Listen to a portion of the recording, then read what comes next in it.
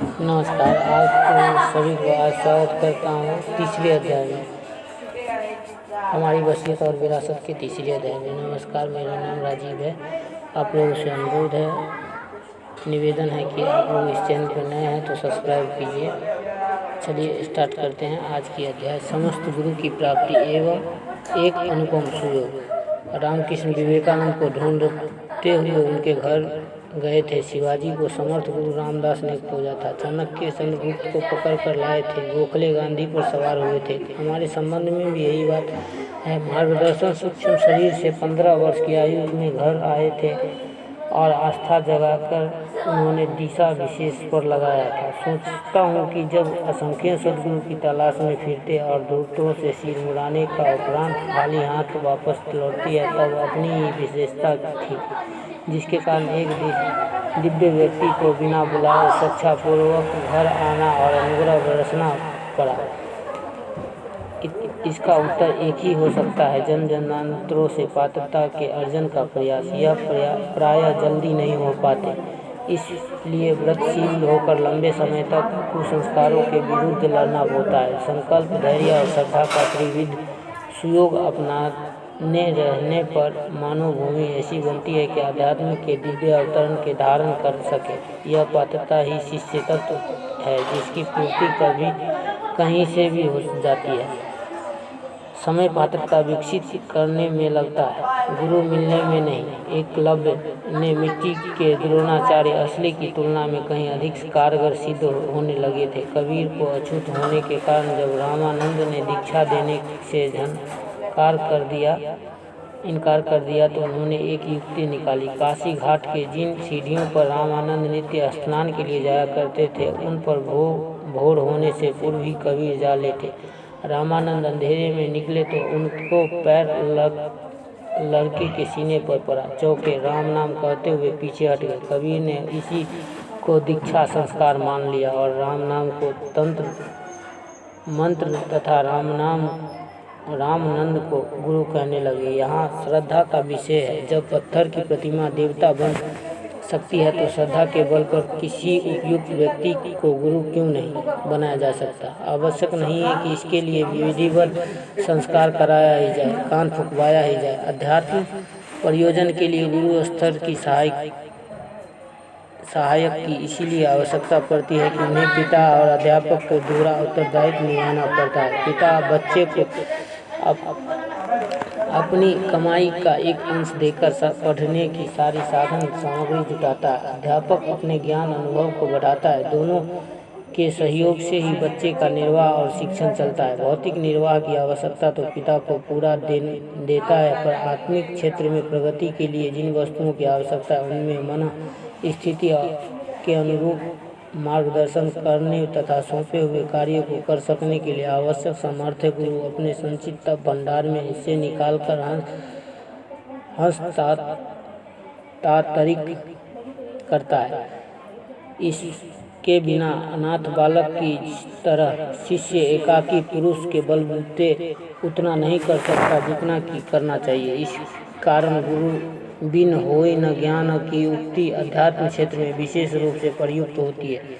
दूसरे लोग गुरु तलाश करते फिरते हैं, पर सुयोग तक जा पहुंचने पर भी निराश होते हैं। स्वाभाविक है कि इतना घोर परिश्रम और कष्ट सहकर की गई कमाई ऐसे ही कुपात्रों और विलास समग्र अहंकार अपयोग के लिए हस्तांतरित नहीं की जा सकती। देने वाले में इतनी बुद्धि भी होती है कि लेने वाले की प्रामाणिकता किस स्तर की है और जो दिया जा रहा है उसका उपयोग किस कार्य में होगा, यह भी जांचे। जो लोग इस कसौटी पर खोटे उतरते हैं, उनकी दाल नहीं गलती।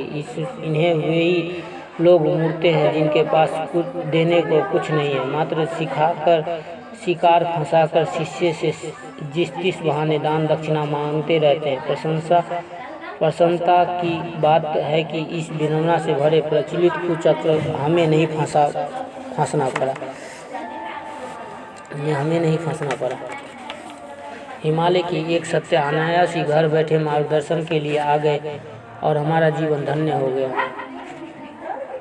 हमें इतनी समर्थ गुरु अनायास ही कैसे मिले? इस प्रश्न का एक ही समाधान निकलता है कि उसके लिए लंबे समय से जन्मांतरों की पात्रता अर्जन की धैर्यपूर्वक तैयारी की गई, उतावली नहीं बरती गई, बातों में फंसाकर किसी गुरु की जेब काट लेने जैसी उस्तादी नहीं बरती गई, वरन यह प्रतीक्षा की गई कि अपने नाले को किस पवित्र सरिता से मिलाकर अपनी हस्ती को उसी में समापन किया जाए। किसी भौतिक प्रयोजन के लिए इस सुयोग की ताक झांक नहीं की गई, वरन यही सोचा जाता रहा कि जीवन संपदा की श्रद्धांजलि किसी देवता के चरणों में समर्पित करके धन्य बनाया जाए। दयानंद ने गुरु विराजनंद के इच्छा रूप अपने जीवन का उत्सर्ग किया था। विवेकानंद अपनी सभी इच्छाएं समाप्त करके गुरु को संतोष देने वाले कष्ट साध्य कार्य में प्रवृत्त हुए थे। इसी में सच्ची गुरु भक्ति और गुरु दक्षिणा है। हनुमान ने राम और अपना समर्पण कर प्रत्यक्ष तो जो सब कुछ खोया ही, पर परोक्ष वे समतुल्य ही बन गए हैं, और इस कार्य करने में जो राम के बलबूते थे वे समुद्र छलांगना, पर्वत उखाड़ना, लंका जलाना बेचारे हनुमान नहीं कर सकते। वे तो अपने सुग्रीव के वाली अत्याचार तक से छुड़ाने में समर्थ नहीं हो सके थे। समर्पण ही था जिसके एकात्मा उत्पन्न कर दी। गंदे नाले में थोड़ा गंगा जल गिर पड़े तो वह गंदगी बन जाए। यदि बहती हुई गंगा में थोड़ी गंदगी जा मिले तो फिर वह उसका अस्तित्व ही समाप्त हो जाएगा। जो बचेगा मात्र गंगा जल ही होगा। जो स्वयं समर्थ नहीं है वे भी समर्थों के प्रति समर्पित होकर उन्हीं के समतुल्य बन गए। ईंधन जब आग से लिपट जाता है तो फिर उसकी ध्येय स्थिति नहीं रहती, वरन अग्नि के समान प्रखरता आ जाती है। वह तद्रूप हो जाता है। श्रद्धा का केंद्र भगवान है और प्राप्त भी उसी को करना पड़ता है, पर उस अदृश्य के साथ संबंध जोड़ने के लिए किसी दृश्य प्रतीक का सहारा लेना आवश्यक होता है। इस कार्य को देव प्रतिमा के सहारे भी संपन्न किया जा सकता है, और देवधारी गुरु यदि इस स्तर का है तो उस आवश्यक की पूर्ति करा सकता है। हमारे ये मनोरथ अनायास ही पूरी हो गए। अनायास इसीलिए कि उसके लिए पिछले जन्मों की पात्रता उत्पन्न करने की पृथक साधना आरंभ कर दी गई। कुंडलिनी जागरण, ईश्वर दर्शन, स्वर्ग मुक्ति को बहुत पीछे ही प्रस्तुत है। सबसे प्रथम देवी अनुदानों को पा सकने की क्षमता अर्जित करनी पड़ती है, अन्यथा जो वजन न उठ सके वो भोजन न पच सके, वह उल्टे और भी बड़ी विपत्ति खड़ा करता है। प्रथम मिलन के दिन समर्पण संपूर्ण हुआ और उसके सच्चे झूठे होने की प्रतीक्षा भी तत्काल ही चल पड़ी। दो बातें विशेष रूप से कही गई। संसारी लोग क्या करते हैं और क्या कहते हैं उसकी ओर से मुंह मोड़कर निर्धारित लक्ष्य की ओर एकाकी साहस के बलबूते चलते रहना। दूसरा यह है कि अपने को अधिक पवित्र प्रखर बनाने के लिए तपश्चर्या में जुट जाना। 24 वर्ष की 24 गायत्री महापुरुषों के साथ जौ की रोटी और छाछ पर निर्वाह करने का अनुशासन रखना। सामर्थ्य विकसित होते ही वह सब कुछ मिलना जो आध्यात्म मार्ग के साधकों को मिलता है, किंतु मिलेगा विशुद्ध परमार्थ के लिए।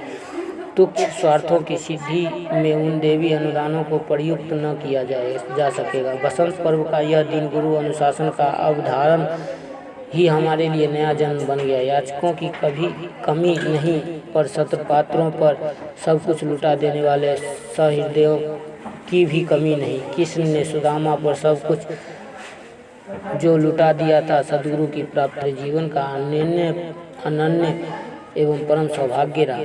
आज की विषय यहीं पे समाप्त होती है। सब्सक्राइब कीजिए, लाइक कीजिए और शेयर कीजिए। अच्छा लगे तो लाइक कीजिए, शेयर कीजिए। तब तक के लिए मिलते हैं, धन्यवाद। फिर मिलेंगे नेक्स्ट वीडियो में नए अध्याय के साथ। तब तक के लिए नमस्कार।